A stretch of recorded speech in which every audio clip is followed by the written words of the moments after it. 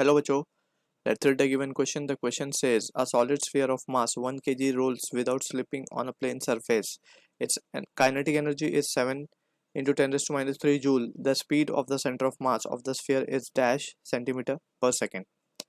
So for this question, जो key concept यहाँ पे we need to understand is the concept of rolling motion, and we will be dealing with pure rolling on a horizontal surface. तो यहाँ पे थोड़ा सा हम discuss कर लेते हैं इस चीज़ को. लेट्स सपोज हमारे पास कोई एक रोलिंग ऑब्जेक्ट है, डिस्क, स्फीयर, कुछ भी हो सकता है. वो इस तरीके से वो सरफेस के ऊपर रोल कर रहा है. ठीक है. अब यहाँ पे जो कांटेक्ट पॉइंट है बेसिकली इस स्फीयर का, so for pure rolling condition क्या होती है, ये जो कांटेक्ट पॉइंट है it does not, it should not slip, right, और it should be at rest with respect to ground. इस तरीके का एक कंसेप्ट यहाँ पे हमने ऑलरेडी पढ़ा हुआ है. तो यहाँ पे हम देख सकते हैं कि इसके पास, अगर इसके सेंटर के पास जो स्पीड है वो है vc, that is the speed of centre of mass, and it is also having a rotational speed omega. तो इस पॉइंट पे हम देख सकते हैं दो स्पीड आएंगी. एक आएगी R omega if R is the radius of this rolling object, R omega पीछे की तरफ due to this omega, and vc आगे की तरफ. तो for a case of pure rolling हमें पता है कि जो vc है that is speed of centre of mass should be equals to r into omega, so as to keep that contact point at rest. तो ये कंडीशन नेसेसरी है for pure rolling. अब यही चीज को हम यहाँ पे अप्लाई करेंगे. अब क्योंकि ये ऑब्जेक्ट रोल कर रहा है तो इसकी जो काइनेटिक एनर्जी होगी, kinetic energy of rolling object, ये होती है kinetic energy of translational motion की वजह से और plus kinetic energy of rotation. ठीक है. अब काइनेटिक एनर्जी ट्रांसलेशन की बात करेंगे तो it will be half M V C का स्क्वायर प्लस हाफ, रोटेशन की बात करेंगे तो it will be half I omega का स्क्वायर. ठीक है. And since it is a case of pure rolling, हम पहले तो हाफ को बाहर ले लेते हैं.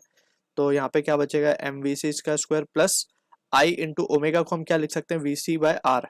तो वी सी का स्क्वायर अपॉन आर का स्क्वायर. तो इस तरीके से इसको फर्दर अगर हम रिजोल्व करें तो half into M V C square plus I को, that is moment of inertia बोला गया. ये आई क्या, मोमेंट ऑफ इनर्शिया. और यहाँ पे कौन है, सॉलिड स्फीयर है. तो सॉलिड स्फीयर के लिए जो मोमेंट ऑफ इनर्शिया होता है about it centre of mass, वो given by, it is given by the formula 2/5 mr square. If m is the mass of it, this sphere, and r is the radius. तो यहाँ पे हम ये substitute कर देंगे 2/5 mr square into V C square upon R square. तो यहाँ से r स्क्वायर कैंसिल हो जाएगा, एंड वी कैन सी के ये सारी चीज़ें होने के बाद we can just substitute the formulas. So we can write therefore kinetic energy rolling, जो बेसिकली रोलिंग मोशन की काइनेटिक एनर्जी है वो हमें गिवन भी है 7 इंटू 10⁻⁻3. पहले हम इसको थोड़ा सा सॉल्व कर लेते हैं. 1/2 इंटू, यहाँ पे अगर हम देखें मास गिवन है 1 kg और वीसी हमें फाइंड करने को बोला गया, तो ये हो जाएगा वी सी स्क्वायर प्लस यहाँ पे बचेगा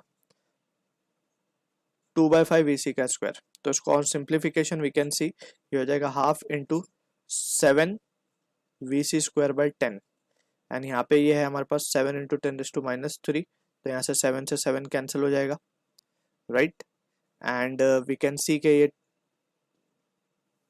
एंड यहाँ पे 10 नहीं 5 होगा.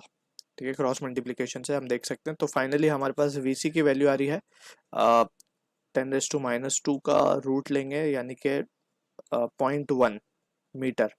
हमें सेकेंड में हमें सेंटीमीटर में आंसर चाहिए, तो just we need to multiply it with 100. So ये हो जाएगा 10 centimeter per second. So this will be the answer for the question we are getting. I hope you understood the solution. All the best.